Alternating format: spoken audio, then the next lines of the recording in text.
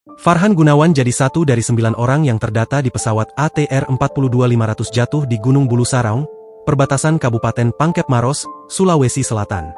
Adapun Farhan Gunawan merupakan kopilot dari pesawat ATR 42500. Melansir dari tribuntimur.com, Minggu, 18 Januari 2026, ia adalah alumnus SMA Islam Athirah Makassar.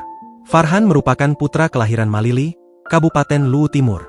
Kampung halamannya itu berada di ujung Sulawesi Selatan. Dari lokasi penemuan puing pesawat, jaraknya berkisar 11 jam jika ditempuh lewat perjalanan darat. Farhan dikabarkan merupakan anak dari karyawan PT Vail, perusahaan nikel di Sorowako, Luwu Timur. Head of Corporate Communication PT Vail Indonesia Tbk, Vanda Kusumaningrum membenarkan kabar tersebut. Benar, kopilot Farhan Gunawan, anak dari karyawan PT Vail Captain Gunawan. Jelasnya saat dikonfirmasi tribun-timur.com, Minggu, 18 Januari 2025, sekitar pukul 13.23 waktu Indonesia Tengah siang.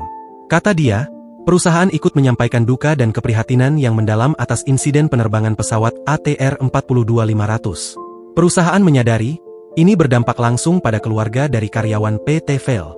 Dalam situasi yang penuh ketidakpastian dan keprihatinan ini, perhatian dan doa kami sepenuhnya tertuju kepada seluruh penumpang, awak pesawat, serta keluarga dan orang-orang terkasih yang terdampak, bebernya. Vanda menambahkan, perusahaan telah membangun komunikasi dengan pihak keluarga. Ia menambahkan, PT Vail menempatkan keselamatan, kemanusiaan, dan kepedulian sebagai nilai utama.